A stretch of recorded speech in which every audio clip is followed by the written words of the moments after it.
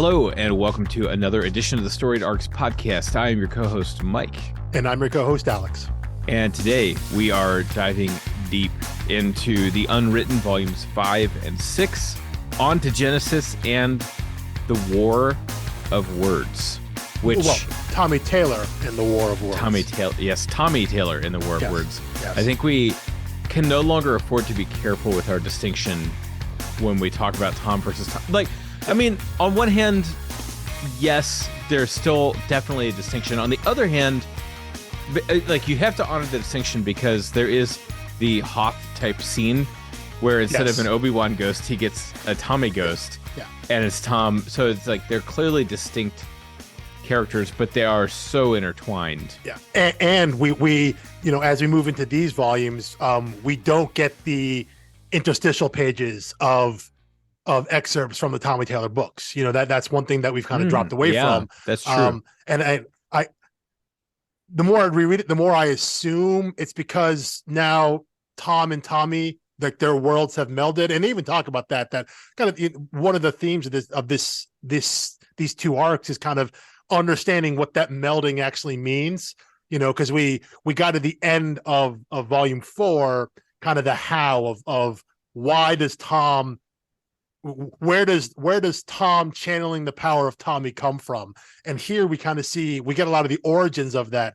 And so as those lines become less definitive and more blurred, I think they've gone away from using those interstitials of here's what's happening in Tommy's story, here's what's happening in Tom's story, because now it's kind of running together. Like, listen, maybe it's all the same story the whole time. Yeah. So I know that we want to talk about the half issues. What's going on there. Yeah. That's not in 6, although we're not talking about this like chronologically, strictly speaking, because we are assuming anyone listening to this point has read 5 and 6. Yes. So let's get into these half issue things. Sure. I think it even threw you on reread because I was talking about how I bought all the single issues for like 50 cents an issue or something. Yeah. And you were like, oh yeah, it's some number of issues, and I was 54 issues. Yeah, I think it's actually quite a bit more than that because there's the halves, and you were like, I forgot about that. I did forget about them. I forget about them there. I think because I look at them in the trades. But yeah, you and I were talking off air before we started that if you have these on your shelf, you're going to look at all the trades, and they're about all the same size, and then you see 6, and 6 is clearly twice as thick as any other ones, because it really is.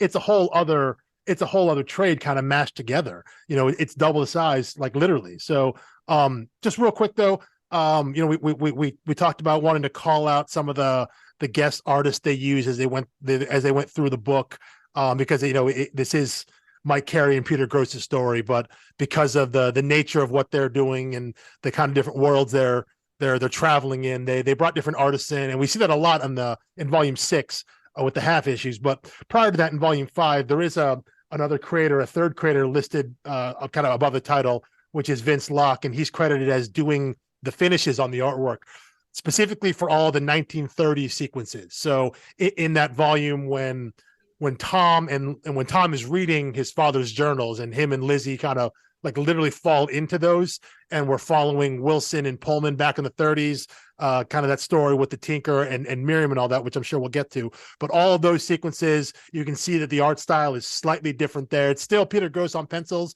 but those finishes, and I think by that I mean they're talking about maybe the inks and all of that. That's done by Vince Locke.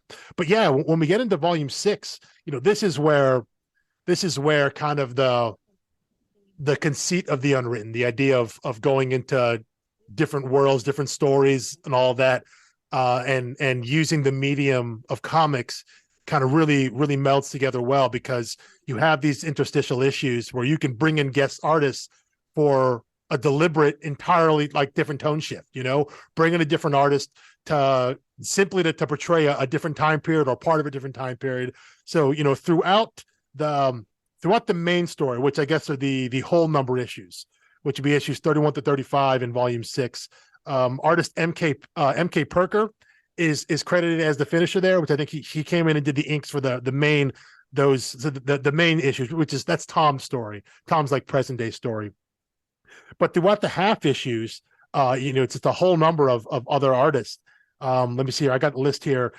Dean Ormston, Vince Locke again, Michael Kaluta, Gary Erskine, Gabriel Hernandez-Walta, Rick Geary, Brian Talbot. Those were all different pencilers. Some of them did the whole issue of like a half issue. A couple of them are maybe like halves or third issues because of how they moved and time. Some of them are even identified within the issue when there are chapters.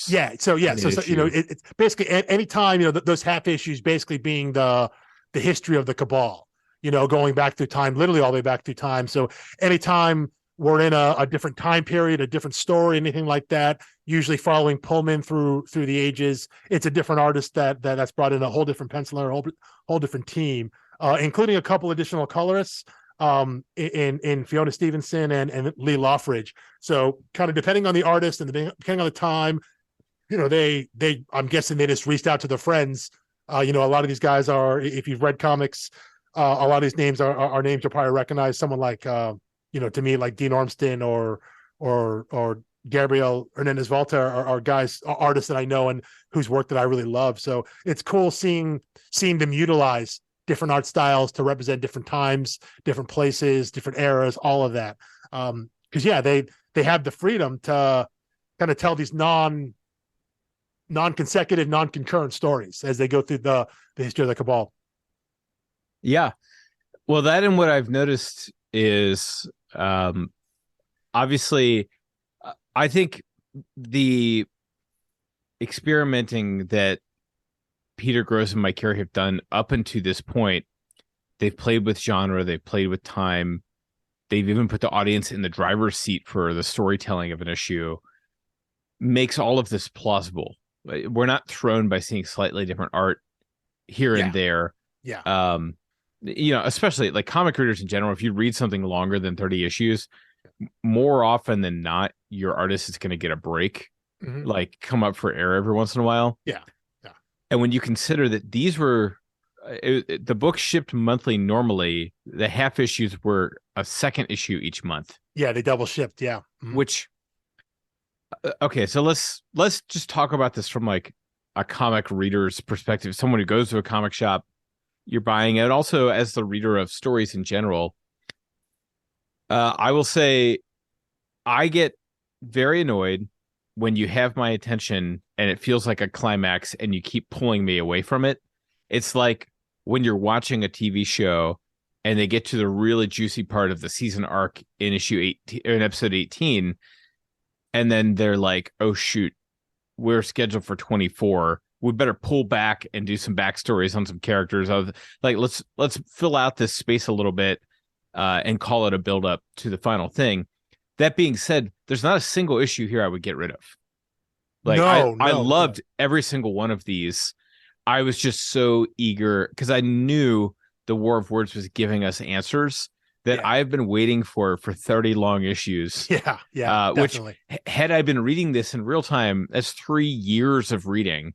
And all of a sudden they start stringing you along with these issues in between. So anyway, that's that's the frustrating part as a reader. Yeah. However, again, I love them all. Now, if it depends on your kind of perspective though. They're stringing you along, but you aren't technically waiting any longer for your main story because it's not like these because they double shipped. So if you were just reading, right, if you're just reading the whole number of issues, you're still getting the story at the same pace. It isn't like these half issues are coming out every month. They're coming out. And from the publisher's side, I was wondering they come out bi-monthly, which I guess can mean twice a month or every other month. Yeah, depending. But so you're getting an extra story in there as opposed to having the main story be delayed, which obviously is why weekly if we just pretend Fifth Wednesdays don't exist. That is true. Every comic shop hates them. Yeah. But again, so it makes sense why you use that guest artist there because you're right. You read a long arc, you're going to get a guest artist in there, but they deploy it here in a very smart way in that because normally time when that happens, you're just reading the same story. You're like, okay, the art's a little different. New artists got a break in there, whatever.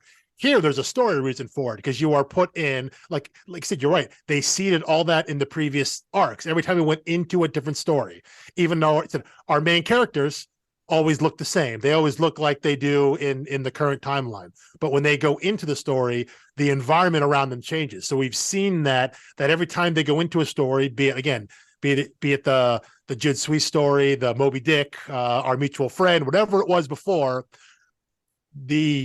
you're already primed that's going to look different. So here, when we're just telling what are essentially flashbacks, so we don't have our main stories, our main characters in there, you can bring in a new art style and it doesn't seem weird. So it gives you the double benefit of you get the extra issue, you give your main artist, Peter Gross, a break, and it's also a story reason, a story signifier that, informs the reader that, hey, we're doing something different here. You understand, you're already ready to see other times, other worlds, other stories. Yeah. So I'll say two things. One, if I was Vertigo, my guess was this book really started getting an audience and they thought, these Vertigo books don't last forever. Let's cash in on this. Let's do some double shipping and see what the market will bear in terms of the unwritten universe. Is this a new tentpole or is this a story that, has the definitive end that Mike Carey pitched to us?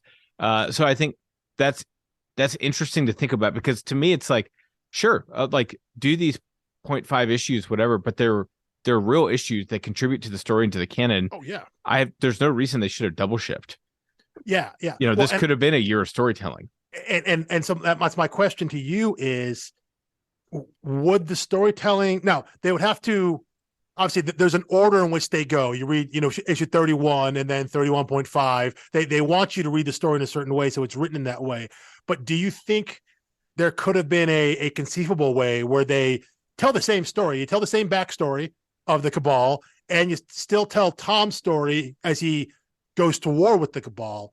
Could they have done the same thing, but pulled those 0.5 issues out, made them just regular issues as its own separate story arc, consecutively? You have those in a row before you get to, or either before or after what the main story is that Tom's telling. Do you think that could have worked? Because as I look at it, I think they could have done it if at the end of 5, the end of 5 ends with Tommy putting his big declaration, in the air, because he finds out that the Cabal has murdered literally everyone he's ever known, like his entire life, and so it ends with his declaration of war. I feel like at that point you could have then done a little sidetrack and said, okay, here's another 5 issues, but now here's the history of the Cabal, and they could have put all those 0.5 issues in a row, and that's issues 31 through 35, and then you come back with Tommy Taylor and the War of the Words, and that could have been issues 36 through to 41. Do you think that could have worked that way? And how do you think you would have felt as a reader if it had done that way? And so those journal entries, those backstories, that actually was volume 6, and then volume 7 was just Tom's assault on the Cabal. Yeah, so it definitely could have worked, because I know other people have done it. Mm-hmm. As a reader, it would have really pissed me off to promise me, like, I'm coming after you, you bastards, and then here's a 6-month hiatus. Yeah. That being said, Sweet Tooth did that. Mm-hmm. I think it's volume 5 of Sweet Tooth. Volume 4, you've got your main characters all together. Finally, again, a big stand down between the good guys and the bad guys, and you're like, okay, we got a conclusion brewing here.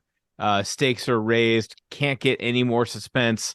Let's finish this thing. And it jumps back and gives you the history of the curse.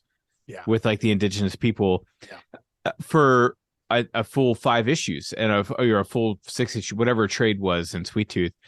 And the first time I read that, I was binging it, and I was like, what in the hell are they doing to me? I was on the edge of my seat. That being said, that's a great trade. And it's the mechanics that you wanted to know from issue 1. Mm-hmm. But I also know at that time that Lemire was like totally underwater with work. And I think we read this in the letter in the Underwater Welder, he says that he had Matt Kent filling in on like pinch hitting during that story arc of Sweet Tooth, because he had Sweet Tooth, he had the end mapped out and he needed to finish it, but he was also taking on for hire stuff, which is not patient with deadlines. They're not flexible. It is what it is. Plus, he's working on the Underwater Welder. Honestly, it is a miracle the Underwater Welder came out as polished and as complete as it did, given that he was struggling to complete Sweet Tooth, which also turned out great. So anyway, that's like the storied arcs drinking game. Take one shot now because there's been a Lemire mention, and if you'll notice, it's been several since we mentioned a certain Nick Spencer book Joe Eisner on book. Image Comics. Yeah. We might get there again today, but yeah, I mean, you are right though. A lot of times when stories do that, when comics do that, there is, if you peel back the curtain just a little bit, you see like, oh, there are outside reasons of their publisher reasons why, in terms of. So I'm always trying to balance that. I'm like, is this how the creator wanted to do it, or was this a compromise between the creator and the publisher, which isn't always bad. Like sometimes it's a better end result, even if it came about kind of accidentally. So I think that absolutely would have worked. I think it would have made a lot more sense. I feel like we should have had a little warning on our previous episode that maybe so. Hey, by the way, instead of 2, you're really going to read 3. 3 this time. That being again, said, if you have eyes, at least if you have the physical book, you're going to be like, gee, why is 6 so big? Why is it so much thicker than the other volumes? I know. Well, and here's the other thing, and this is just one little nitpick. On the back of each trade, it does not list the issues in the trade. It doesn't. That's a weird kind thing. of a big 2 thing. No, I have to flip to the little Library of Congress thing. Exactly. You got to go to the credits. Yeah. But no, a lot of other, Big 2 does that. Most Image books have that too. And I think other Vertigo books do. It is a little strange that the Unwritten like specifically doesn't. But they're consistent with it. They don't list it on any of them, I don't believe. So, but you do have to go into the credits and see to double check what issues are in each volume. So so the last thing that I'll cover before we actually get into the stuff is that I was saying to you, if I was reading this in real time, I would have assumed we were entering the final story arc. When he says, I'm coming for you. Most def. They're planning an assault on the Cabal. It's like, okay, this is the end. What the 0.5s do is you can skip all the 0.5s, read the assault on the Cabal, and that is not at all dependent on those 0.5s, which cues to me as a savvy reader, oh, this story isn't finished, because these 0.5s are laying pipe. Like they're giving us more background information on characters we're not done with. And they've introduced Rausch, who has barely done anything. So the fact that they brought in a Rausch origin story says to me, okay, this assault on the Cabal, this War of the Words, is not the end. And I think that's the clever thing about the way it was done. It's like, don't deny us the War of the Words. We've been waiting a long time for this. On the other hand, don't mislead us and make us think that the series is going to end at 35, where it could have naturally ended. Because the big showdown, the big climax, the big fight, and it's is it a J.J. Abrams thing to talk about the mystery box? That's Abrams' his favorite thing. Okay, yeah. So Abrams' favorite thing is the mystery box, and this series, which I greatly appreciate, really opens up the mystery box and pulls out some goodies in this trade. Definitely the story without making you wait until it's finished, because that's no longer you're now invested in this story because you know the stakes and the sides and everything else. The mystery box is no longer appealing. Like the story will keep you coming back, whereas for the first 30 issues it was just like, what's in this mystery box? It's all premise. You're just hoping the reader stays hooked to be interested in the characters or what's going on. So it's a great pivot. There's a bit of a thesis statement in 6 of saying like, these are the stakes. This is what's going on. This is what Pullman. This is what the grid is. This is what the Cabal wants. This is what Tommy can do. This is why he can do it. This is what Pullman wants. This is what his connection is. Yeah, you get a lot of things tied together. You get a lot of origins, but you're right. When the little bit we get of Madame Rausch, obviously the first time we saw her, she's controlling Richie and Lizzie, and she's having them really beat each other up. way. Yeah. So she's like a villain. And then the next time we see her here, when she interacts with Tommy, it seems like, well, maybe she's on kind of her side or her own side. And then we see in I guess it was the World War I flashback of Wilson, his like actual early life. Right. After he leaves World War I, he's brought to and meets Madame Rausch. We know that clearly he has a history with her as well. We see her at the underground auction. Yeah. So she has this real peripheral stuff there. And you're right. I forgot. We got her origin story too. So all this stuff, or why are we seeing all this stuff here when it feels like our story is reaching an end? It's because it's not actually the end. Right. And we already know that Rausch is not good or evil. Mm-hmm. Just operating kind of on a different plane. Yeah, kind of that independently. Being said, now that our primary antagonist seems to be out of the way, and there's all this, we're kind of rekindling the Rausch discussion. I think the reader's now primed to think Tommy's going to have to deal with Rausch. I think whether that's as an ally or whether that's as an adversary. Yeah. I think Rausch is next. That's a good reading of it. That's a good reading of it too. And to be clear, at this point, I have not read beyond volume 6. But no, I think that's just my take. I think that's just being a smart reader. Those are picking up context clues as to why are we getting this now for this character that had a very small cameo, played a real small part that ultimately didn't really do anything. When her appearance, right? Because all we see is Lizzie her power. doesn't remember it.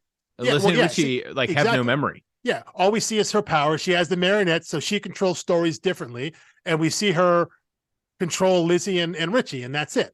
And so we haven't seen anything about her. They haven't really gone back to her, and now she appears throughout these 2 arcs. I think you have to assume that they're clearly setting something up for her to go forward. Especially since 35 ends with Pullman's death and Lizzie's kind of melting disintegration into words.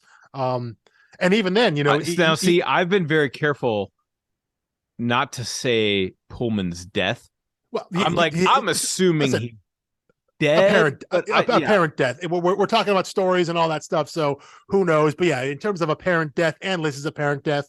But even then, though, you're right. If you're reading it, I guess by the time you've been reading all the way through and you get these half issues, we're not at the end yet. And obviously, if you're reading now in trade, you clearly know there are multiple trades to come afterwards, but you do get to an end point and it's really kind of a cliffhanger. But then, like the previous episodes, how volume 2 ends and volume 4 ends, it ends with that random side issue with Polly Bruckner and Mr. Bunn, and right. And this grouping here, volume 6 ends, 35.5, you all of a sudden get this brand new character, Daniel Armitage, and you see him. He's kind of a lackey who works at the grid, and we see how his story is intersected with all the major plot points of our characters, going back to the very first trade, the very first issue at the TommyCon convention. So even then, at 35, going into the next volume, the next story arc, we've now introduced to another new character. So there's something being set up to go forward that's outside of our, at least now, outside of our main trio and what they're doing. So, they've set you up with this thought that maybe we've got to the end and this is going to be the big finale, but there's something bigger going on here still, right. And they're still primed you for it. You're right. They've laid some pipe, they put some tracks down. There's something else going on. And then the very last issue of that trade, you get this new character and this new journey. And now it's a question of how is this going to interact? Is this guy, is he pro Tommy or anti Tommy? What side is he on? We don't know yet, but that's what we're being set up for moving forward. So yeah, they get you ready for what you think is the end, only to set you up for something else and kind of bigger and better going down towards the actual end eventually. Yeah. So let me ask you this: for the first time in the series, the words "the unwritten" have appeared on the page. Yeah. Now, when I first read that, I thought that was like the self-appointed name of the Cabal, because it says the Unwritten Cabal. Yeah. And then I was like, I think I misread that. I think it was just referring to them as the Unwritten Cabal because they move in the shadows and they don't know their own history because they've never written it down. Things like that. So that's maybe what the reader could refer to them as. Yes, I think it has a double meaning there. The Unwritten Cabal, again, the idea that they don't have history, it's not written down because they understand that stories shape the world.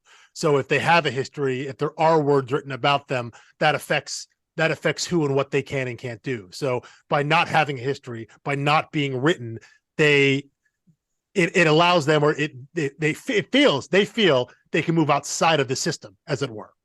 Right. And we've never discussed the name of the series.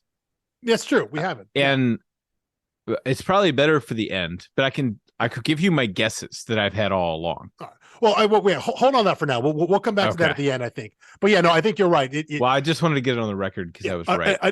I would want it sponged from the record. Okay. If that's wrong, I'll tell you after we stop recording. How about that? Okay. Yeah. All right. Yeah. Well, and then we can, if you end up being right, we can go back to this and edit it back in to show that you were right. We'll do an appearance from the future. Yeah, but no, I think you are correct in how you may have initially read that, and you think that they call themselves the Unwritten Cabal. But I do think that's for the reader, because it is meant to. When you see the name, it's like when someone in a movie says the title of the movie. No, I had that moment, and then I was like, I hate myself for reacting that way. It's the Leo pointing at the screen meme, Yes. He did the with thing. a little the Once Upon a Time in Hollywood. Yeah. So but it is. I think it's meant to have a double meaning for the reader, but for them in the story, it simply shows that they are operating outside the system. That I guess the only way they feel they can control stories is by not having a story themselves. So no one can control them in that way. Right. Well, especially when you see how they end up besting Tommy, even if it's only temporarily. Yes. Or what their plan was. They don't want to expose themselves to that. Yes, exactly. Yes. Yeah. If they have a history, if someone can pick up a book about them and read their history, then you could then theoretically write more books about them and change what they can do and take their power which is why the ultimate weapon against them is not glitter spar or anything. It's Wilson's journals.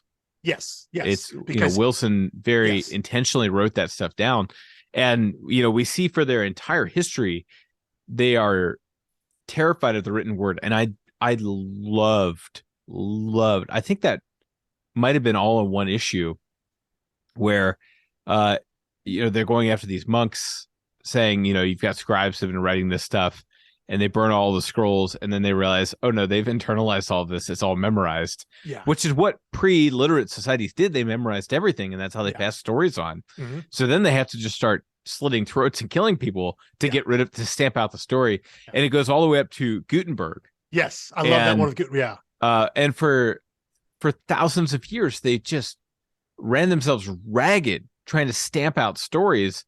And then they realized, like, wait, hard pivot and strategy. What if we drown them out instead of?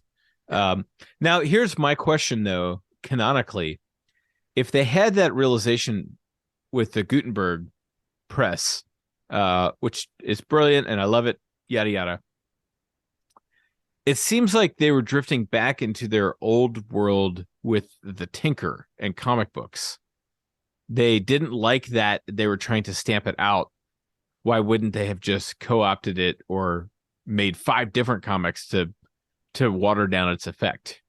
That's a good point. I hadn't thought about that. I guess now, old habits die hard. I think maybe so, but it could also be. I mean, that now that you said it, and I've put 15 seconds of thought to it, that could be a commentary on the way comics were viewed at the time.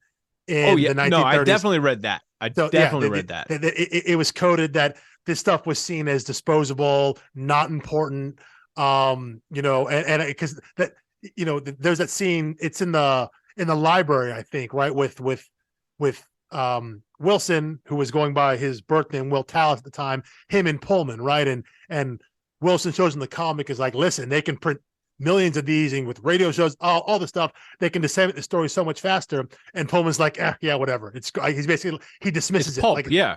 It's not important. And so, yeah, I now that I'm talking about it more, now I've now convinced myself completely 100% that that's a commentary on how pulp fiction, comic books, things like the things that were labeled as disposable and worthless and not literature, not important, that were forgotten, yet turned out to be like the popular stories, the story of the masses, the new American myths, on which like all of IP we have, like all of the culture we have is based on today.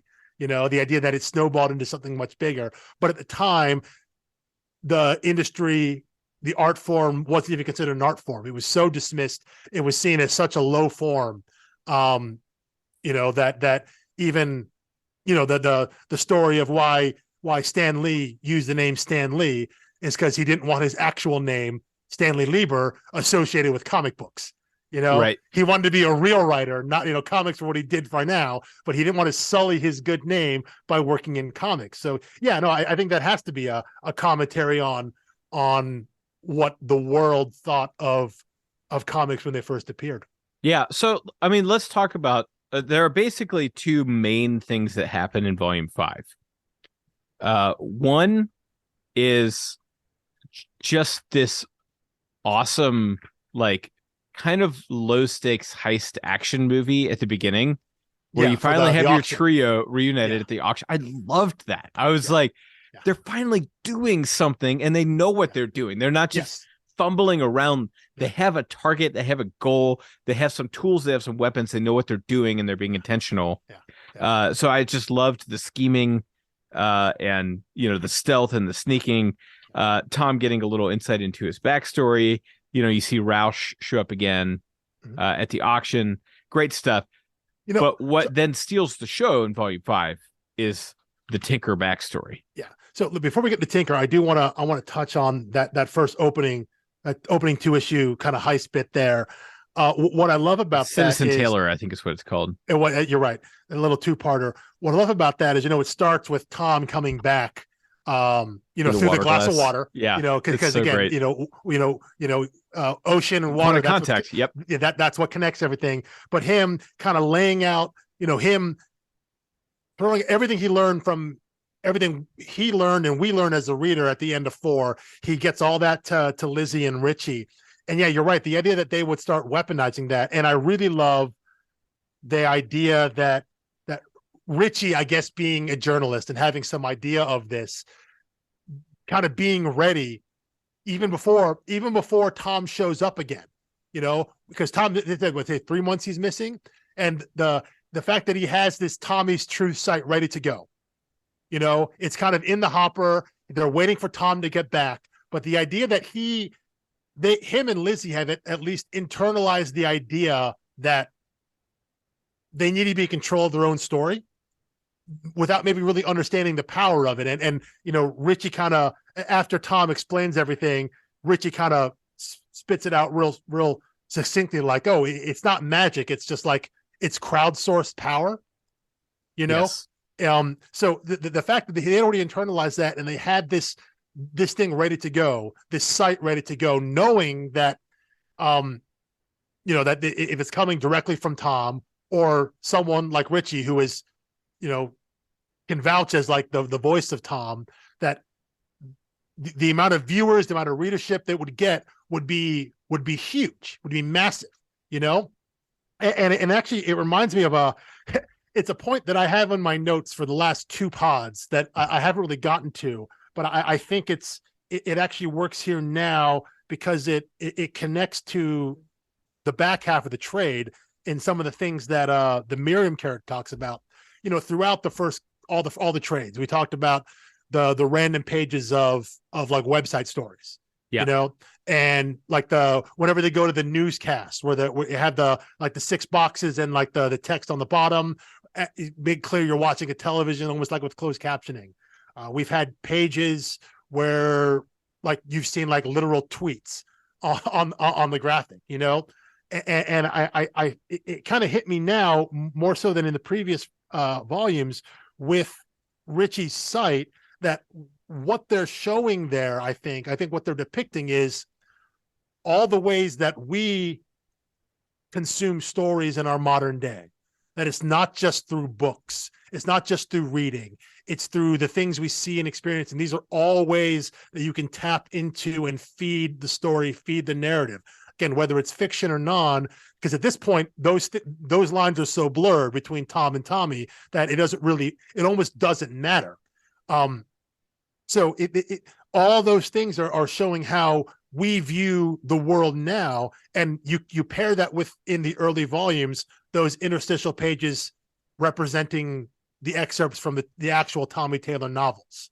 Right. These are all ways that we're being shown story, and how that leads into what the next story is, the Miriam Walter story about the Tinker. After, just, we'll come back to the beginning there, I think, but after her and Will / Wilson, after he kind of tells her and explains everything that's going on, and they start understanding how they may be able to use the Tinker story and all that, they have a conversation like walking through a park or whatnot, and Miriam kind of talks about how the audience is not just reading things, they're seeing things, they're hearing things, there's so many other ways to take stories in besides just the written word or the picture. And so I think they're just representing all of that every time they cut to the web pages, the different fan sites, like the Reddit style comment boards and all of that. It's all a way to show how we get story and how maybe we're inundated with story, and it triggers, at least it triggers Richie later in the volume, how they can weaponize that for good. How they can tap into that, how they can influence it, really just like the Cabal does and the Grid. They understand what the power is now, that it isn't just, it's one thing for Wilson Taylor to all of a sudden put out a mysterious 14th book to help fuel the Tommy Taylor story and Tom's ability. It also works out if Richie just puts a post out there and be like, hey, Tommy needs your help. All you got to do is think about Tom. Think about Tommy. Think about your favorite story, your favorite passage. Read the book, read them out loud, share it with your friends, talk about it. That's all you have to do, because that's enough to fuel the engine.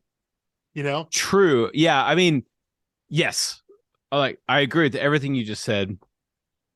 But I think there's also that balance of people who read the 13, now 14 Tommy Taylor books, and they have this, Harry Potter like cultish fandom of it.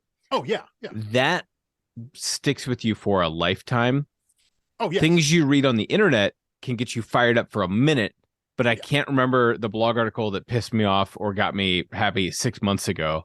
I think it's the perfect balance of those two working off each other. Exactly. And so it's saying okay, well, all the kindling is there. Here's a blowtorch. We're just going to fan the flame real quick. Rich even talks about that when he's saying, when, he's constantly complaining, how much work this is. He's got to have, he's got to have 3 or 4 posts a day, because you have to keep the readership up. Otherwise people leave, because the whole point is to keep readership up, because you want to keep Tommy and Tom in people's minds, outside of just, they internalize the stories that they've read, the 14 books there, but they want to keep Tommy in people's forefront of their minds. You got to constantly keep updating. So yeah, they're aware that in story that this is fleeting, that if they don't, and Richie knows, if he doesn't update, if he's not putting new material up, if he's not putting content up, this is a little before, there's a few years before we start throwing that word around, content. This is what being an influencer, a literal influencer, is. He's trying to keep pushing this out there, so people are snail's pace by our standards now. Well, I mean, this is just before, this is the very early part of what we now understand to be social media. Twitter is still in an early day. It hasn't really been used and weaponized against us and for us, I guess, in some ways, the way it is now. This is being released in, pretty much throughout 2011. So being written 2010, 2011, again, early days. So, but it's reflective of the time, though, in terms of, message boards and blogs and things like that. That was the currency. That was internet currency then. constant, 3 or 4 updates a day to a site. That was currency versus, having a tweet every 2 hours, which is what it would be now. Right. Yeah. Yeah. And every 2 hours, it's like, that's like a new tweet every 2 hours, not your responses. And that is true. Yeah. You need constant interaction. That's true. That's a good point. Yeah. Which you gotta get those likes compared and to retweets the Storied Arcs Twitter account, which tweets 3 times a week, all on Thursday on release day. Yeah. But yeah, no, it is. I think you're right. There is the fuel. You talked about you use that metaphor. Yeah. So we talk about the fuel, the big logs. Those are the Tommy Taylor novels. That's the heart of it. That's the roaring fire. But all the kindling, all the tinder, all the stuff that feeds the flame, that gets it big and bright right away. Maybe the lighter fluid you throw on there. Those are all these blog posts, all these updates from Tommy's Truths, and watching that disseminate out throughout the internet. Getting that onto the Reddit message boards and things like that. Right. And by the same token, it's like having a roaring, like, big fire pit bonfire. And what the Cabal strategy is like, we're going to throw a wet blanket on it. It's not going to really extinguish it, but it's going to squelch it long enough for us to do what we need to do before the blanket eventually dries out, catches on fire, burns up, and the fire's going right back where it was. Exactly. Yeah. You're right. So, it's anyway, it's great mechanics. Oh, sorry. It is. Definitely is. So do you want to get into the Tinker and this back half of Volume 5 real quick? Yeah, I mean, not so much the Tinker. I mean, I do the idea of the Tinker, I guess. Right. The Miriam story. Yeah. Which I will say, just a vibe check in the best way possible. I've been thinking about rereading it anyway, but this one pushed me to it. I'm like, I need to reread I know. Amazing Adventures of Kavalier and Clay. I knew it. Yeah. And The Escapist. Yep. Yes. Did you get the Michael Chabon comics that were a supplement to that? Yes. Just very cool stuff. Like, I feel like I meant to mention that in our holiday wish list episode, because I was like, that would be the ultimate rule break. Like, we were talking like, maybe we'll do a DC or a Marvel. I'm like, maybe we'll do a Pulitzer Prize winning novel about comics. I would say if we wanted to do the Storied Arc book club, we could do something like that. I mean, Amazing Adventures of Kavalier Clay, the Chabon book. I was like, we're getting. There are a couple others that we could do. There's a new book. Would be really transgressive, because if we did that, and then if we did we did a book club of the audiobook of The Sandman, that you were talking about. I can't remember if that was on the air last time or if that was post air, but I was saying, like, what are these audio comic books? And you're like, honestly, this full cast Sandman one, it's so great. Good. It's so good. But I mean, there was a book came out a couple years ago, not even that, maybe even last year, called Secret Identity by Alex Segura. Alex Segura is a longtime comics editor and a writer. It's a book set in the world of comic book creation and all that in the 70s. Great book. Then there's Tom King's first book, his first written stuff, is a novel called A Once Crowded Sky. It's like a novelization of a superhero city. It's not actually about comic books, but I mean, we could do something like that, a Storied Arc book club. But I mean, you're 100% right. If you've read The Amazing Adventures of Kavalier and Clay, and you see some of the illustrations in that book and are aware of The Escapist, because it comes from the same time period, the late 30s, which is the dawn of Superman and all that, and the superhero comic book. Well, in both cases, it's like brilliant artists, using the medium and being just constantly slandered for using the medium. Yeah. But when you see the pages they draw, the Tinker pages, when you see those pages and the panels, it feels exactly the front cover 100%. It's just like The Escapist, 100%. Such a good book. So that was just like a very, very positive vibe for me. And honestly, okay, so here's the thing. I will occasionally get like handwritten letters and things like that in the mail. And I abandoned writing in cursive in probably 6th grade. Like, as soon as it was not required of me. Sounds about right for me too. Yeah. And I don't read it well. It's hard, And isn't it? It's hard, yeah, right? so like my grandma would like handwrite things, and it'd be like this hybrid. And that's the thing, is old lady cursive is like a hybrid where like they learned cursive and they learned like print, and now they kind of do an in between. So I always just have to hand cursive stuff to my wife and be like, this is going to take me twice as long. Can you just read this to me? I could not do that here. Yeah. It's great, great Oh, lettering. Like I don't want to oh, disparage it, oh no, yeah, but that is just like, I agree. Visually, it looks awesome, and but I learned I'm it with you. It's tough to in read. school, and I think anyone younger than me might not have even had cursive.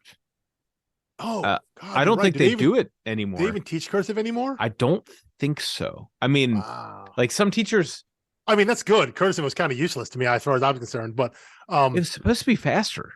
And I was like, I don't yeah, know. it's faster, but I can't read it when I'm finished. So, Yeah, yeah, at what cost? I'm like, yeah, yeah, stenography would be more helpful, like learning the little shorthands. It's yeah, like for yeah, note taking and stuff, that's better. yeah. And you type everything now anyway. But maybe forcing people to write in cursive is the way to beat, Chat GPT doing homework in 2023.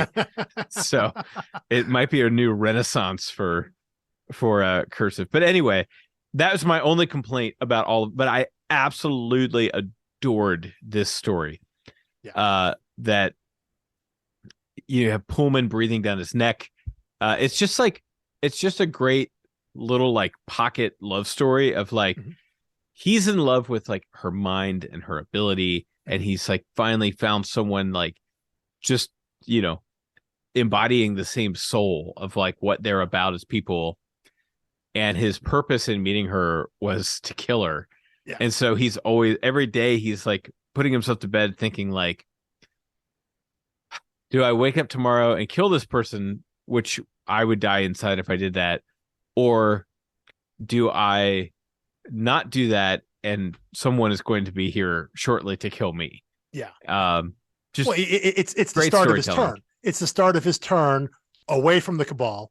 Having as you read through these point fives, one could presume that once he leaves World War One and meets up with Madame Rausch, a slightly younger but still old Madame Rausch in the 19 teens there, that one would think that led them to his involvement with the Cabal, right? And so now here we are in the 1930s, and we start seeing that turn away because he found someone in Miriam that you're right, has a similar mind, a similar soul, a similar idea, and she has the power, she has the understanding.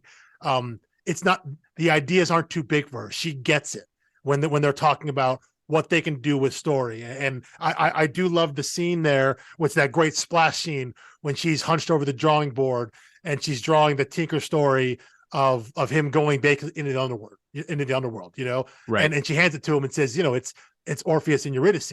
And Wilson's looking at it and he's like, it's like, it's amazing, like the idea of taking their story and grafting it onto things that kind of already exist, story archetypes, story tropes that already exist to help strengthen their story.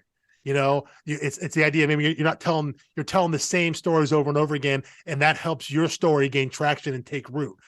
Tapping into something larger in this fictional story, this fictional unconscious, something, a story that people have already internalized. You graft onto that and make something better or make something greater, and that gives your story more power. So Right. the idea that she sees that, and Wilson understands that she sees that, and he's starting to understand what this could mean. And again, when Milton comes along and the Tinker comes along, that's Tommy 1.0, right?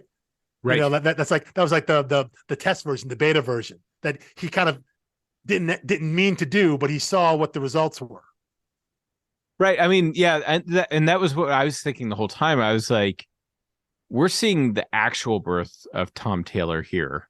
Yes. The idea is right. birthed right It's here. like, yeah, Sue, Sue, he met his mom, but we all knew that wasn't quite right. Yeah. And like the idea behind Tom and what Tom really is, which we now really know, if I keep talking, I'm gonna start rambling into my guess as to the name, the Unwritten. So I'll spare everyone that tangent and just move on. But suffice it to say, like, I'm not sure there's like that much to discuss with like the Wilson Miriam Pullman thing, other than it's just great storytelling. It really is. It's really and beautiful. and then when he goes to meet his half brother, and the Tinker leaps out of the bed, I was like, oh man, this is great. Yeah. And then the blend of Peter Gross doing the Tinker art in the Tinker style on a page in the real world, and then on where the creature is also there, right? And the pages aren't numbered, but like a page like this, you've got yes, the actual Tinker in the hospital with our world Tom, and to the right of that, it cuts back to the Miriam story, and it's just like, are you just like flexing on every spread here? Like, this is so many different genres and worlds colliding, and it's so much of it's just done visually. Then you go to the next page, and it's like Richie in the top, all the blocks at the bottom, and then this very like golden age panel of the Tinker pulling out his gadgets out of his little satchel that he carries with him. So just great stuff. And then watching him age, really sad ending of the book. Of course, nothing near as sad as finding out that the Cabal has hunted down and killed every single person Tom ever knew. Yes, like every random ex-girlfriend, every roommate, whoever it was. So one thing I misunderstood at the end of 5 that I think I was reading into it, I thought they had publicized that every person Tom ever knew was dead and framed Tom for it. Like that they were going with the volume 2 thing of like trying to continue that narrative of Tom's a mass murderer. Sure. I thought that was part of the rage. And then I was like, no, just everyone dying is enough to fill you with rage. It doesn't matter whether you're accused of falsely of it or not. Yeah. Like that's plenty of fuel. It's an easy enough leap to think like, gee, who could be killing all the people that are all these seemingly random murders? They're all just connected to me. It's pretty obvious that he's being hunted and it's deliberate. Right. So yeah. And and we see that backfire pretty spectacularly on the Cabal in the next volume. Oh yeah, but that would be in like a big 2 issue or like a cop movie or something like that. There would be the one idiot detective who's like, Tom Taylor's our main suspect. He's the common thread between all these people, and it's like, or someone hunting him, and they're like, "No, we're gonna go with Tom Taylor's our lead." Well, no, it would be the police chief who's like, we got to go with Tom, and the whole right. The whole precinct is that way, and then there's the one good cop who's like, maybe not. The one good cop that has to go rogue and figure out the truth. Well, like the one good cop in Kill or Be Killed. Exactly. Yeah. Where she's the only one willing to look at the connections and the threads that are tying together in all these crimes. Yeah. Anyway, this one's so on the nose. There's no point in that. Yeah. And that's the end of 5. I want to really. I mean, we need to move into 6 pretty quickly here. I know we've touched on a lot of the important things. One just housekeeping note. Are you reading the physical trades? Or are you doing single issue? Or are you doing digital? I know you own all. Yeah, for my reread now, I'm going digital, but I do have the physical trades with me as well. Okay, so I think digital may have been the best way to do 6, because what I noticed with 6 is with it being like the glued, I think it's called a defab binding or whatever, and it being slightly thicker, there is just no margin or gutter on the page inside. And inside, a lot of things the binding at the fold become very difficult to read, and just the way the book is done, there are sometimes words that are kind of out of reach, or you really have to flatten the book to see it. Just one of those things that I noticed, and thought, I wonder if they thought about this, if Mike and Peter held this trade and approved it, or if it was just like, oh no, the other ones look fine, just print it. But I think it just got a hair too thick for the printing style. But anyway, that's a good. Well, that's a good point in terms of the thickness, because you actually typically reach a point once you get to like deluxe collection or omnibus size, when it's so wide you actually can lay it flat. So there is kind of like a limit on the small end, the thin end, when you can open it, and then you reach a point where you're kind of stuck in the middle. Where, as I'm flipping through, you're right, there are some word balloons and some text boxes that really just come right up to the binding, that you unless you crack the spine completely open, to which point it would probably rip in half. It's tough to read. So that is a good point. I flattened it pretty good, and strangely, I flattened it on a page that I wanted to talk to you about. I found a paneling thing that I was like, oh, this was actually either really clever or kind of a mistake. This would be in issue 34. It's the one where they're facing off, and it's a pretty good way to the back. And at the top left page of the page, it says, "Are you getting this?" And we see Tom using his wand. I'll put it up on the screen. We'll put it on our website. But as you can see, the second panel has bookcases divided by a brown line. And then the third panel has bookcases in the background, also divided by the same thickness of brown line, but it's actually splitting into two different panels there. Even though the line is in almost the same spot in panels 2 and 3. But I see what you're saying. So there's panel 2 directly below it, same, not quite the same height, but that's actually two panels, because I was like, wait, who's this third person here? I was like, oh no, it's just zoomed in Tom. But the dividing line between the bookcases looks exactly the same as the actual dividing line between them. So anyway, I was like, that's the risk of not using a wide enough color palette on the background. You're right there, because there is a thick black border. There is, but it was still just one of those things where I had to pause and consider the paneling. Right, because you could assume that that panel there should have been Lizzie there, in terms of how people are oriented, right? Correct. Yeah. I see what you're saying there. So anyway, I think the fact that, like, again, as confusing as the narrative of this book has been, this is the first time I've ever bumped on any page of artwork being confusing, which is really saying something. 34 issues in, really, realistically, 38, 39 issues in. 39, yeah.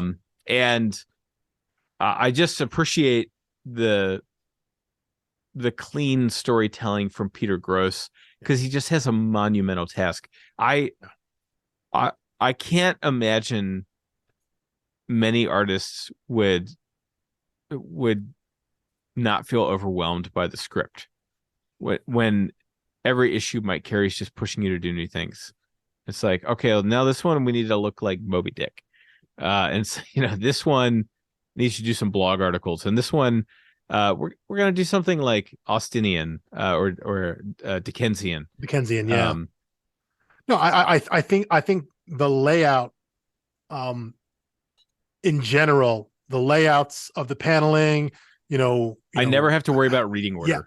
Yeah, exactly. How they do it when they go to splash page. I think in general the layouts are really smart, because they're not too complicated. They really aren't. And so when you have a page where they do something kind of a little crazy or a little weird, it stands out and you take notice of it, but it's still easy to follow. Right. To me, it's like they're not doing the thing of like, it's art for the sake of art. Yeah. Like, it's art for the sake of storytelling. Yeah. Well, and the storytelling is driving the artistic decisions, rather than just saying like, look what I can do. Yeah. I found it relatively quickly. I was going to vamp for a little bit, but when Tommy is lost in the snow and they use the doorknob to go get him, and and it's splitting down the page. Yeah, and exactly, they send the creature out, and they're saying, oh no, the door is shrinking. And so you see down the middle, you see Lizzie and Richie as Tommy is coming through the door, and those panels get closer and closer together. And they're not a clean panel edge. It's like the door is shrinking, and you see on either side of the door as Frankenstein's monster, as a creature, is trying to get Tom, and eventually throws him through the door before it shuts closed there. That's just one of the kind of the few times they use the paneling to help tell their story, where they do something different. They have a little fun with it. They play with the medium, and I think it's really effective because they don't deploy it as often.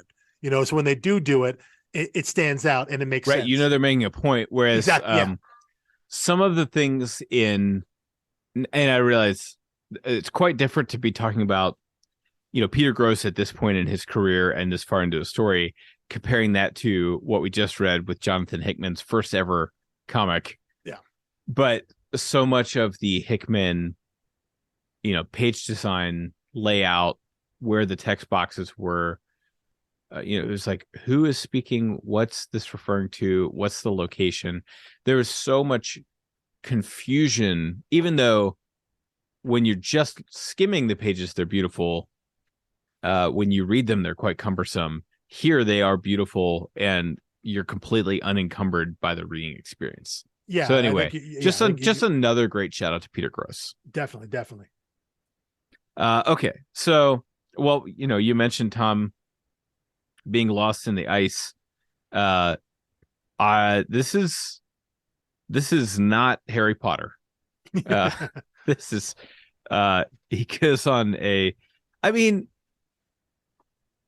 he's not on like a murderous rampage, even though he's justifiably angry. Yeah. But he is kind of letting the punishment reflect the crime where possible. Well, they forcing people to watch their murders on repeat. Yeah. Is brutal. It's cruel and unusual. Even going back to volume 5, when they break up the kind of that underground auction, Rich even says, like, listen, if we're decision to kill anybody, murder is a group decision.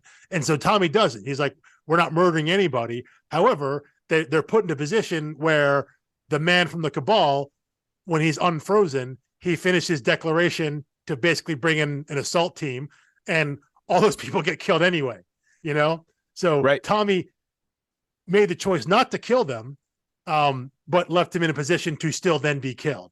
So yeah, he's not looking to be, he's not looking to have his hands totally clean. He's just looking to not kill someone. He doesn't really care about any other consequence. It's just a very specific line he's not going to cross, I mean, yeah, until you stab someone through the eye socket with your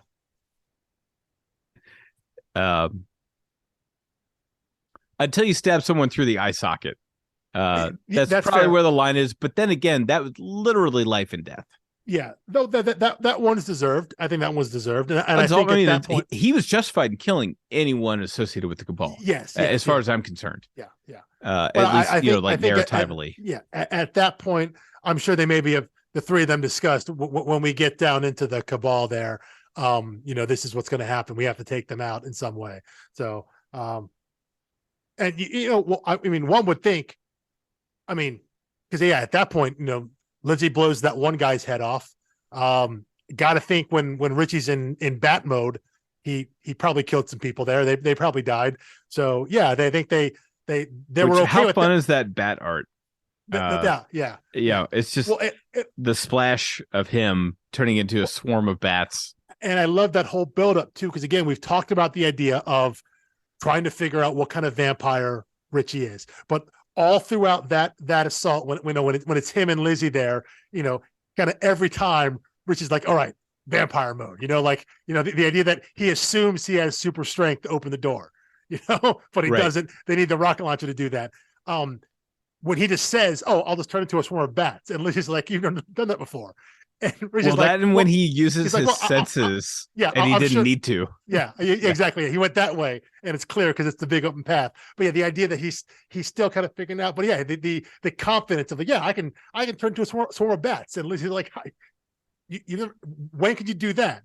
And he's like, well, I'm sure I can because I'm a vampire, right? We can do, that's a thing we can do. So, but his just confidence of relying on the vampireness of himself plays for some lighthearted moments there. And then he gets to use a rocket launcher to blow a door open. That's fun. Before we hit the like Cabal finale, is there anything you want to discuss in any of the half issues? I was going to say, well, I was going to say specifically Pullman's origin. I think that's the big thing. We've wondered, who is this guy? Why does he seem to be, immortal, ageless, whatever it is? And, we find out that he's Kane. And we also find out that, at least if we're believed to the story that we're getting here, that maybe, maybe Abel wasn't the best guy in the world. Maybe Abel, wasn't so pious and good as to be depicted in the story, that maybe he was a bit of a fraud. But although you are getting Kane's perspective, that's what I'm saying. Yeah, it's like anytime you're taking the murderer's perspective, if we're to be believed. But yeah, we find out that he is Kane, and he is essentially the first story, the earliest story, and that's how he manifested. By everyone knew the story of Cain and Abel, and so here he is. He comes out, and this is what he's been doing ever since. Once I realized the half issues were doing origins, and we got to the Gilgamesh one, I was like, that guy looks a lot like Pullman. Not Gilgamesh, but right. His the other guy, and even talks about that. I love that great scene too, where they're going up against the beast, and Pullman's got it on the ropes basically, and then he steps aside and tells Gilgamesh to kill it, and he's like, why would you deny yourself the glory? And he's like, because you are the hero. This is your story.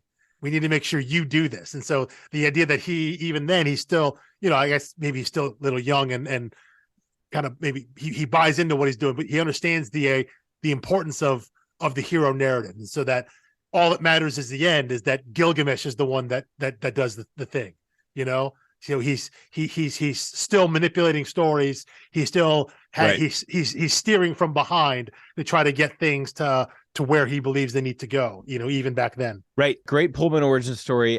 The thing that I continue to find strange is that I guess since there's a lot of turnover and there's no written history, no one thinks like, actually I've seen a lot of people come and go, but this Pullman guy's always been around, this Cabal. Yeah. But they still treat him like garbage and talk about him like he's the executioner, the wet work guy, I think is what you called him last episode. And now it makes sense. All the things like when in the last arc we read, when there's a leadership change, and how it seems like everyone thinks that they're controlling Pullman, but yet they're all scared of him. They're all deferential to him. Anytime any one of them tries to pass judgment on him, he just kind of tosses off like, whatever. Like, right. What you say doesn't matter because you're going to come and go and I'm still going to be here. And even through here. And you can't hurt me or bind me. Yeah. So you got no cards. Even here, when he speaks out against the kind of the Cabal, the table there, they basically they chastise him for his insolence and insubordination. He's just like, dude, shut up. He's basically like, whatever. I know everything about you. I know all this. I have all this history. You know none of it. You guys are meaningless. I'm the one that matters. And so, we all those dots start to connect, and you see why, because he's been there the whole time. Again, because he was literally the first story. He was the one that started it. He's the origin of it all. So you see him. You fully understand his role in kind of the overall scheme of things, which, I think you're right. It definitely goes back to the idea that the Cabal doesn't have any history. So only history they have is, I guess, what they pass down to each other through whatever turnover they have in the table there. Which seems like Pullman is in charge of all of that. Exactly. And Pullman is one who has all the everything. He is the institutional history. But he's the one who prevents it from being written down. Yes. One, because no one has suffered more from a written story than him. Yes. And second, he knows how to control it from that point forward. Yeah, he understands the importance. And I also love the idea of when he goes up into the grid and they start talking about what's the grid for? And it's not just about tracking things. He talks about it's about connectivity, and the idea that he goes to that one random person and asks him what's his favorite Tommy Taylor moment or story. And he starts telling him, and then Pullman knifes him, slashes across the chest. And then he's injured, and then a whole bunch of other people are injured too. And I think what that represents, at least to me, is what I read it, was the idea that that's the connectivity there, that everyone thinking about that moment, everyone, everyone is tied together. That's kind of the power and the ubiquity of Tom's story, that this is the idea that it's spatial, that everyone around him. So this one guy talking about and thinking about his favorite Tom Taylor moment, or thinking about the Tommy Taylor story, whatever happens to him affects everyone around him who's also tapped in, because we're all thinking about the same thing. Right. In well, the same these space. professional readers tap in at another level. I mean, this is what they do. Yes. But so they are so deeply connected. They are so close to each other in terms of proximity. And that then ties into what they realize they can do to Tommy when because they know he's coming. And so when they have everyone drop what they're doing and start writing the other Pullman's idea stuff. a few pages earlier, which by the way, there's a great exchange, which felt a little contrived on the exposition, but I was so grateful for the exposition that I didn't care. Where is that? Where are you at? He's got a knife to the old man's throat. Oh, yes. This would be in like 33 or 34. Yeah. The old man says reality is consensual. Yes. And Pullman's like, no, like say it out loud, say more. Yeah. And he says, need a lot of people to believe it. The power is cumulative. The numbers matter. And Pullman says the numbers and he says, and the distance, it matters where the belief is clustered. Story is, and then Pullman finishes, spatial. Exactly. Yes. Story is a property of space. Here endeth the lesson. And they kills him. They put him in handcuffs, which he can just, dissolve whenever he chooses. Exactly. Yeah. His right hand, the one that he talks about keeps getting chopped off. That has the ability to, when he touches an item or something, it dissolves into words. But yeah, no, that's great. It's a little heavy handed there, but again, it's the idea that it's so earned though. It is. Yes. Yeah. That you want to know more about how this power works. I know, but it's just a classic villain speechifying. Yes. Like, you explain it to me. Yeah. So the audience understands. I know, but it's going to sound weird if I tell it. So yeah. That being said, I think him reminding everyone out loud. Yes. Reminds them of their beliefs or deepens their beliefs in the system they are all committed to using. Yes, which is what happens. There is an internal explanation. Yes, he is trying to make a point. He's trying to be performative, even though he knows he makes the point. He kills the guy. He gets led away, but he knows that that's going to remind everybody else in the room of what the plan should be, which is concentrate our story. Doesn't matter if we send it out. It's not about sending out the sham Tommy Taylor 14th book into the world. It's about when Tommy's here, because he's coming, he's going to come after us. When he's here in this space, all we have to do is concentrate our story right here, and we can depower him because it's localized right in our building, right here, right now, with everyone working on the grid. So yeah, he knows how to play the room there. He knows how to play these people, how to play the people at the table, how to play the cabal to get what he needs them to do. It just felt a little performative is a good word. I was like, it felt like the last chapter of an Agatha Christie novel. Yes, where you gather everyone together and have this big dramatic reveal. It's the Benoit Blanc scene, right? Yeah, the Hercule Poirot scene. But it's not the first time that's happened. Those have been all his interactions with the Cabal. Yes, they're all performative. He's condescending. He's rolling his eyes because he's like, how many thousands of years have I had to explain to idiots like you? Oh, exactly. Over and over again. How this works. Like, he's constantly going through the reminding them, motions. He's reminding them that he knows more than they do. And every time, all his interactions with them are, you guys are quote unquote in charge. You're at the table here, but I know more than you. And I'm going to show it by threatening you and making you say the things that you only think you know or you've forgotten and all of that. Yeah, by making it performative. That's a great word. By doing it that way and being showy about it, he's making his point. But he's also saying you're right. How many times has he done that? How many times has he had to remind them of this very thing, this like fundamental nature of the power they yield that they seem to forget? We're steaming toward the conclusion now of that story arc, and my inclination is to just say, I know myself as a reader, whenever Rausch comes back into play, I'm going to go back to this origin story because I was kind of going through that at a feverish clip, eager to get to the end of the War of the Words. Yeah. So my inclination is to say, we'll just refer back to that in the podcast when Rausch comes up.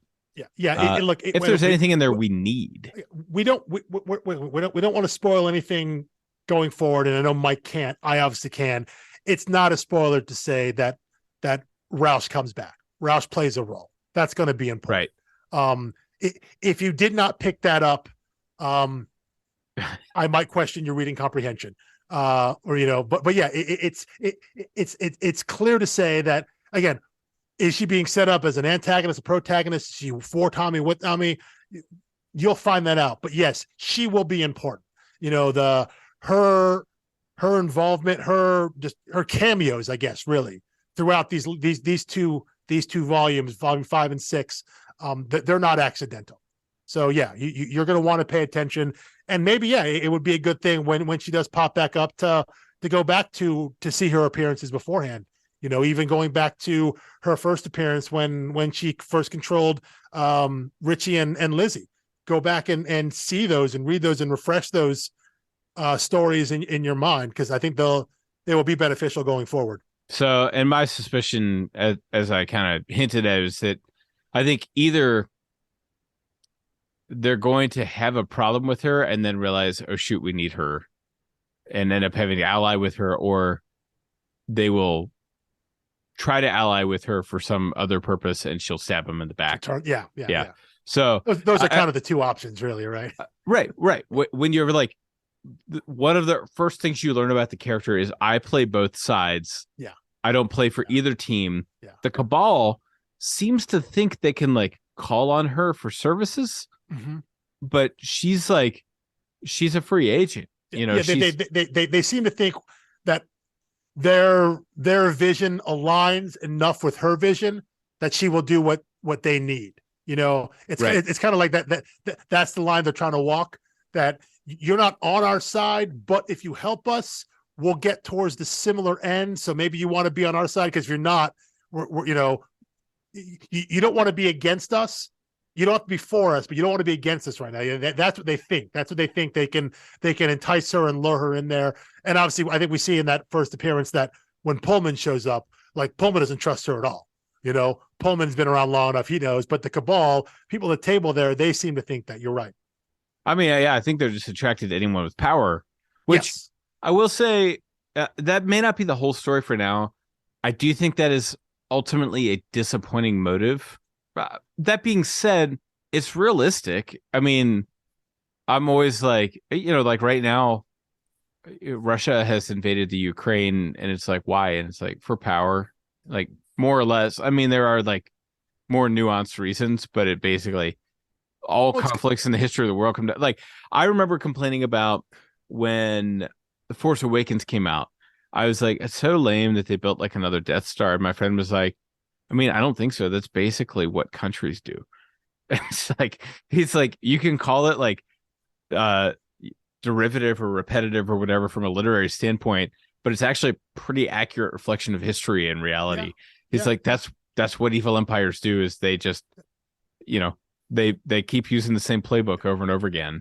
And I think it's informative that when Tommy's questioning kind of the leader of the table down there, and he's basically like, listen, like, we're all already really rich. Like, that's how we got here. We're already independently power. Wealthy people. Yeah. Yeah. Like, so this is not about gaining wealth. Like, we've already worked the system enough to get here. Now this is about wielding a greater, larger power, because that's what's next, because that's what we can do. So yeah, it's not about personal or financial, anything like that gain. It's about having ultimate power over the world, shaping things and molding the world in which any way they see fit. So yeah, I mean, you might maybe ultimately unsatisfying that there's no specific goal. They're not trying to reach a specific end. It's just about control. It's about being the people in charge. That being said, I think there's still plenty of time where they could expound on that. Obviously not now with Pullman if he's off the board. And this guy was like, he got promoted like a book ago. Like, he's an Yes, idiot. yeah. And just because he was only interested in power doesn't mean that's what the Cabal has only ever always been about.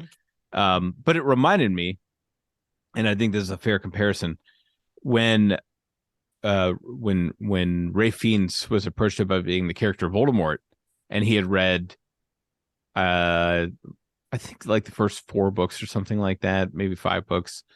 And he was like, yeah, it seems like the thing is, he's just evil. Like, it's almost like a Marvel villain problem where it's just like, and he's the bad guy because he's the bad guy. Yeah, and he has a bad he motive because he's the bad guy. And he wants to do bad things because he's the bad guy. And she may have been planning something like this anyway, but I think J.K. Rowling took that pretty seriously. And in book 6, you got a much more complex, nuanced deep dive into like what made him this way. What are the things he wants? Why does he want them? Like, psychologically, he makes sense now. And there's some depth to the character. So I think there's still time where they could do that. Or we could just say, ultimately, it doesn't really matter. What matters is there are these mechanics that are true and functioning in the world. Yeah. And this is what it's like when they're misused. And I think I was going to actually bring up that exact thing. It's that maybe it's less about the people in charge, or the people you're fighting against, and more about the idea that this power exists. Right. What's important is that this is, because if these people aren't using it this way, doesn't mean no one else thinks about it this way. Are they the only ones out there? Yeah. So well, it really asks the question of, if this power exists, can it be used for good, or is it inherently corruptible and corrupting? Yes. Yeah. Absolutely. Power corrupts. Absolutely. That kind of thing. No, definitely. I think that's what they'll explore. That's what they'll get into going forward. Because it's just about, these are a bunch of shadowy rich folks who want to, they want to be in power. They want to be in charge. And that's not all that compelling, but the idea that stories shape the world, right? Again, for good or for bad, you can,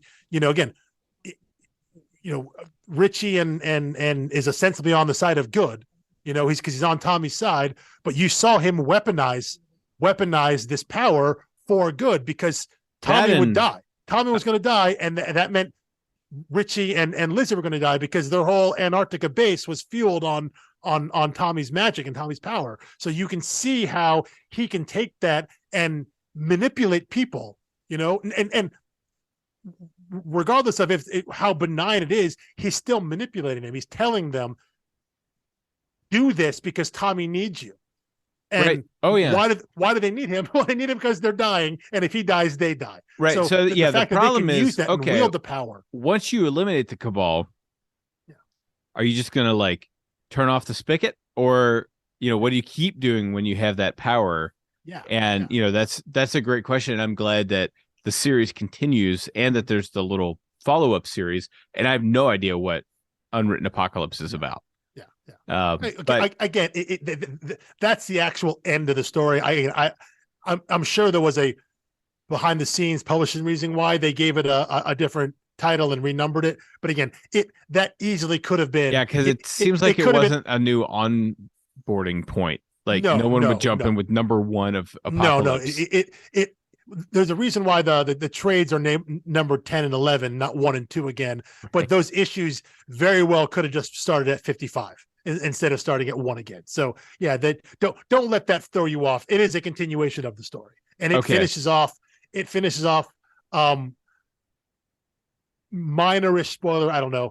Not really. It finishes off kind of where the story ends in 8, because 8 is kind of the end, and then 9 is this kind of random sojourn side story that's a crossover with Fables. So that episode, when we do 9 and the original graphic novel, will be a bit of a departure. So the story really kind of reaches its climax, reaches this kind of big point in the next episode when we get to 7 and 8. Yeah, and then the story 9 does follow through from that. The story that happens in 9, the crossover with Fables, happens after the events of 8. So that definitely chronologically will happen that way. But the story of what happens in the world picks up again in Apocalypse number 1, which is volume 10. So in terms of kind of what's upcoming and how the story goes and what your expectations might be, The real kind of climax of the story will happen. We'll cover that in the next episode when we get to volume 7 and 8. Yeah. So I don't want to reel us back in. So this is the smallest possible question I could ask. What is that logo on Richie's computer? If you go, it's 2 pages after Tom stabs the guy in the eye. So toward the back there. I don't even know if I saw that. Hold on. It's like a knockoff apple, and I thought it was a pear. I'm sure it's probably supposed to be. It's probably supposed to be some kind of fruit, a pear with a bite out of it. But as I'm looking at it, I've got it up on my computer screen, and it actually kind of looks like a bunny. I thought those were like the 2 stems of a pear, and I was like, wait, is this a little Polly Brucker reference, or am I really reaching here? So anyway, that was just a miscellaneous. Oh thought. No, okay, I'm looking at that. That's probably a pear. Yeah, it's just weird that it has chunks out of both sides, it looks like, or maybe that's just the way that the shape hits. But anyway, I think it's meant to be a pear. Yeah. So anyway, just a little Apple riff there. Funny the stuff that they can and cannot use. Yeah. That they can speak so openly about Harry Potter and all this other stuff. Well, they can parody everything, Golden Compass, Star Wars, whatever. But they can't just have a sketched apple on the back of a computer. They also can't use YouTube. If you read through one of the articles there. Now, see, I didn't know if that was intentional or not. Because they call it friend book or something instead of Facebook. Friend book, like, maybe they just didn't want to plug. U-View. Yeah, it is also possible they just didn't want to promote Facebook or YouTube. It could be. And you don't know how long those things will be around. Whereas when you make stuff up, it's kind of timeless. That's true. Yeah. The strange things to me are, if I could find one of those, maybe that's in 5, but there's a couple pages with websites on them. And in the browser, you can actually see the URL.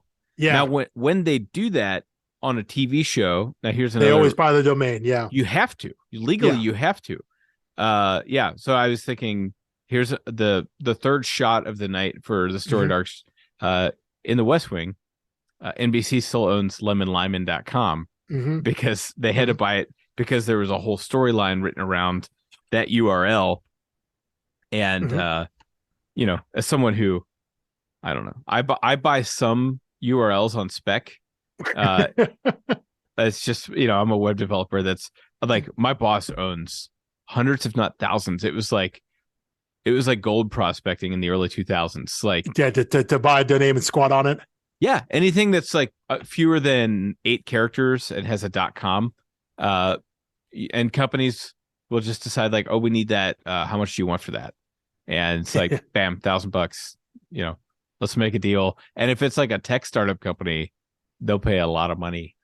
There were people who tried to speculators in every field are total fools. You will be made a fool of. But I wonder if Vertigo had to buy those things, and if they did, how long they had to keep them. So man, I just cannot find that page. I was going to just type it in right now. One was like ooo.co.uk, and I was like, that seems like a pretty prominent one. So anyway, yeah. But I think you're right. That is a good point. I mean, oftentimes, even throughout there, anytime you see a web page, whether like I said, going back in some of the previous arcs, whether it's any of those web articles, anything like that most times you can see the URL. So yeah, I do wonder. I'm sure someone's gone through and already and typed them all in and seen what's up. So. I would say that, but to me, that seems like something only a podcaster would do. And I have not found any other podcast on the internet that has covered the Unwritten beginning to end.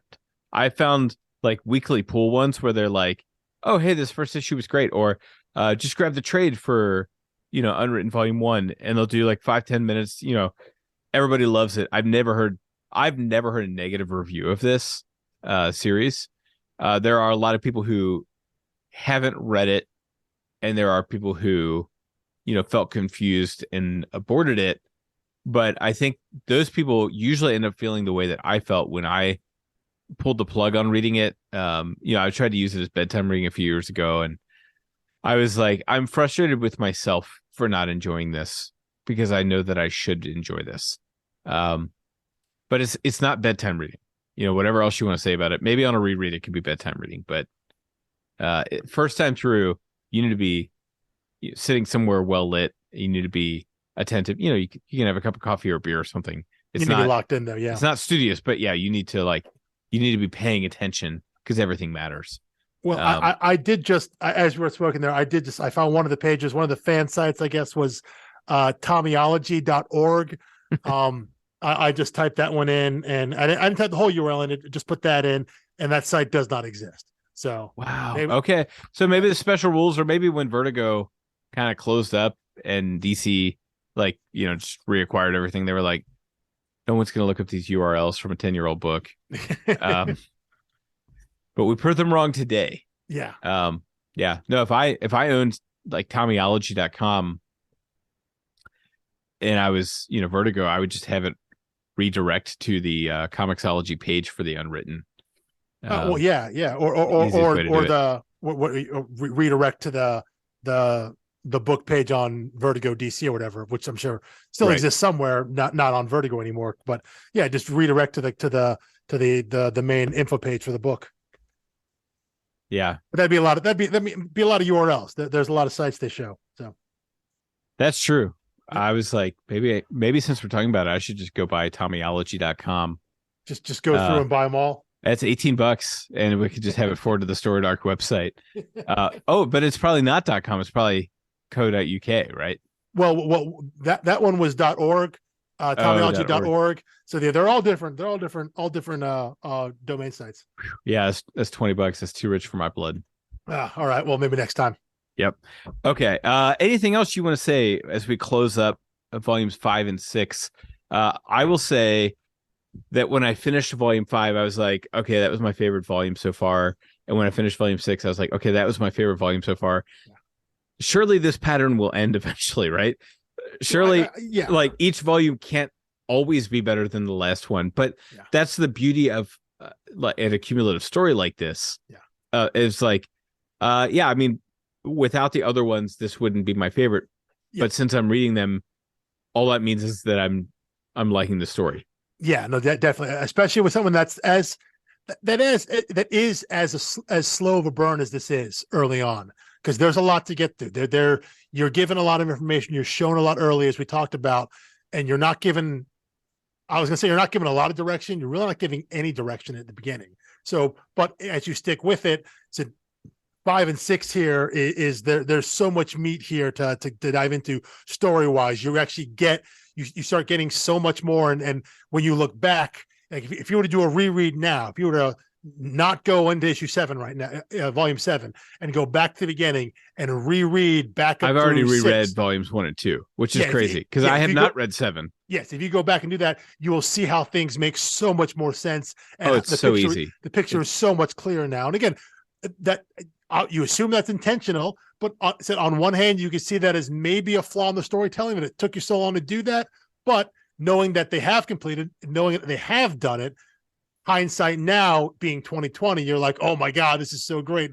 Look at how this comes together. Look at all the things they put in the first few volumes that are now coming into fruition now. You see how all the pieces start to connect. And yeah, you can see just kind of the whole tapestry now in full. And it's so much clearer looking back now that you've gone 30, well, I was going to say 35 issues, but yeah, really it's like 40 issues at this point. Yeah. Yep. Yeah. I mean, so that's all I have for 5 and 6.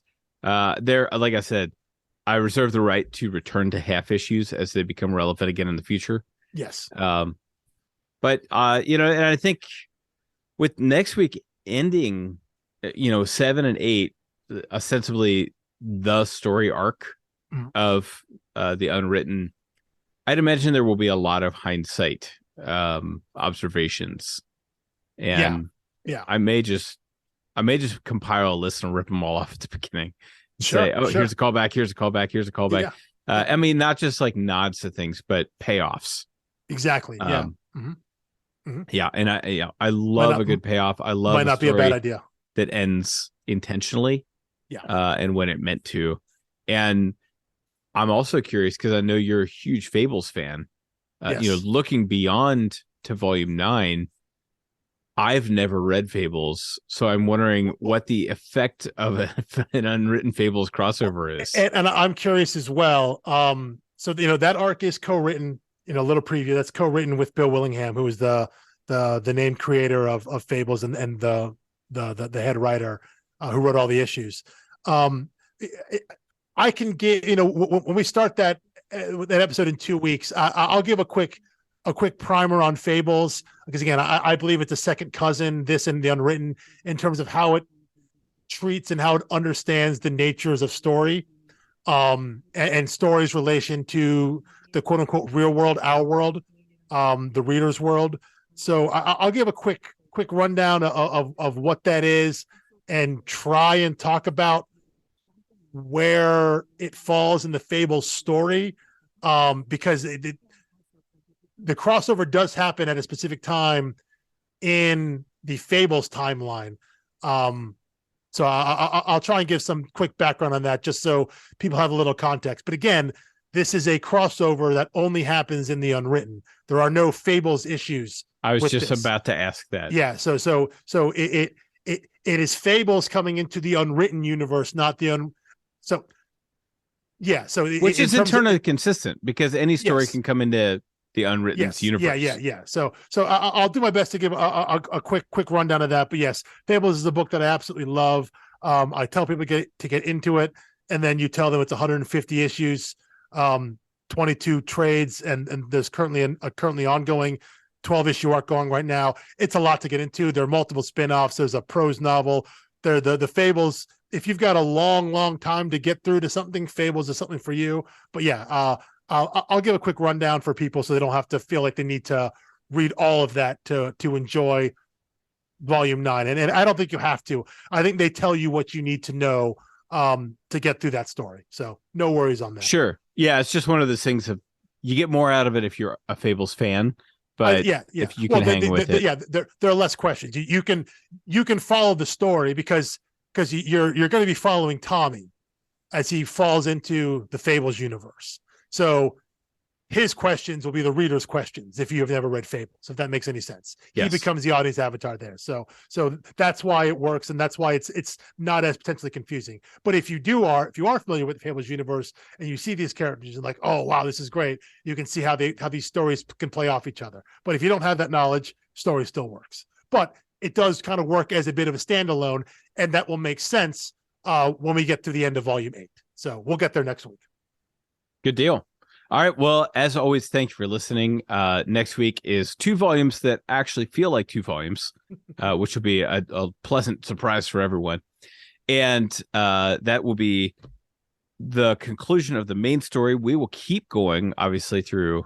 It's going to be 9, and then the ship that sank twice. Yes, and then 10 and 11. Novel. Yes, and then 10 and 11. Yeah, we'll finish up there. So make sure you start grabbing all that stuff. I was just in a comic store today, and there was at least a 7-issue run of the Unwritten in the 50-cent bin, and I was like, yes, it's still doable. It's there. Yep, it's there. It's there to be found, there to be discovered. But I did selfishly pluck the Lizzie Hexam issue. I think 18. I was like, 17. I think it's 17. 17. Yeah, 17, 18, whichever one it was. I was like, I want one of these that I could basically, keep nice-ish with my run, and I want one that I can pull the staple out of and really play with. Yeah, and really play with the story. So anyway, loved that issue, loving this book so far. Thank you for sticking with us. As always, you can find us on storiedarcs.com, twitter.com/storiedarcs, instagram.com/storiedarcs, or as always on your favorite podcast app. Please share us with a friend, and buy them the first couple issues of the Unwritten. See if you can get somebody else into this great series that for some reason not enough people have read. But anyway, thank you for reading it with us, and we will see you next week. Peace.